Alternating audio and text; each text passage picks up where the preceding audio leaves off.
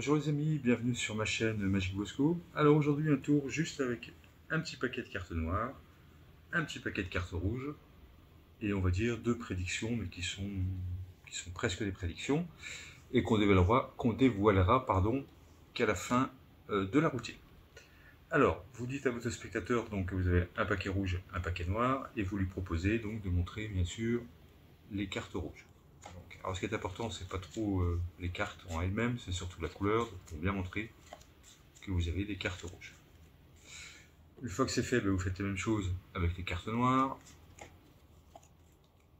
Donc je répète, c'est vraiment juste la couleur qui est importante et non pas la valeur des cartes.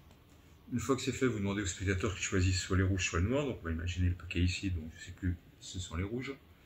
Et vous lui demandez qu'il choisisse un chiffre entre 1 et 10. Alors qu'ils ne prennent pas un trop petit chiffre, 1 ou 2, parce que ça irait trop vite, ou inversement, qu'ils ne prennent pas un gros chiffre, parce que ça mettrait trop de temps. Donc on va imaginer par exemple 3, mais le choix du spectateur reste complètement libre. Donc on va dire 3. Donc 1, 2 et 3. Et on va retourner la carte. Et on va faire ça à chaque fois, jusqu'à qu'il reste une carte d'eau visible. Donc on va compter 3 à nouveau. 1, 2 et 3. On fait la même chose, 1, 2 et 3. On continue, 1, 2 et 3. On va leur faire 1, 2 et 3. Alors je regarde juste combien de cartes. Alors on peut le faire encore une fois. 1, 2 et 3. Et donc là vous êtes d'accord, il me reste une carte avec le dos visible. Donc on va se proposer de faire la même chose ici avec donc les cartes noires. Alors en sachant que le spectateur peut vous donner un chiffre différent ou il peut garder le même. Donc on va prendre un chiffre différent. Donc il va nous dire 5.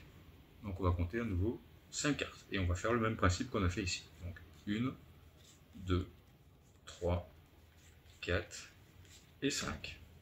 1, 2, 3, 4 et 5. 1, 2, 3, 4 et 5.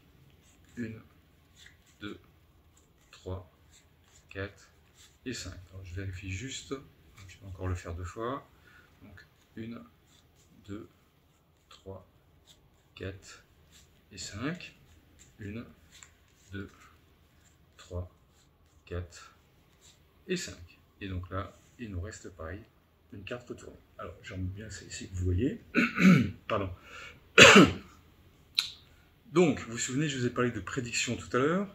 Et là, j'ai deux cartes retournées. Donc, une carte rouge qui s'est retournée ici et une carte noire qui s'est retournée ici.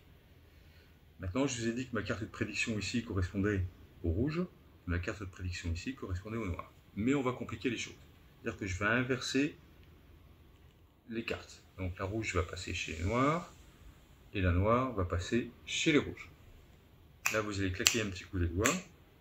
Parce que là, invisiblement, ces cartes ont aussi changé de paquet sans que vous en rendiez compte. Et oui, alors, vous proposez au spectateur de retourner la carte. Donc on a un 7 de trèfle là. Et avouez quand même que ce serait magique si ici on avait 7 de trèfle noir qui était ici et qui est passé ici. Donc si le 7 de trèfle noir est passé et qui est passé ici, ça veut dire que la carte rouge qui est ici, elle est passée aussi ici. Donc on va regarder la carte que j'avais préparée au début. Donc on a un 6 de cœur. Et avouez que ici, si on avait aussi un 6 de cœur, ce serait un véritable miracle. Voilà les amis, donc un tour très sympathique que j'ai vu sur la chaîne de Laura Chips. Et que j'ai bien aimé, parce que je trouve l'effet super sympa. Et du coup, si vous avez aimé aussi, n'hésitez pas, un gros pouce, des commentaires, et si vous voulez recevoir mes vidéos régulièrement, n'oubliez pas de vous abonner. Voilà. Et je vous souhaite une bonne fin de journée et je vous dis à bientôt pour de nouvelles aventures magiques. Ciao, ciao!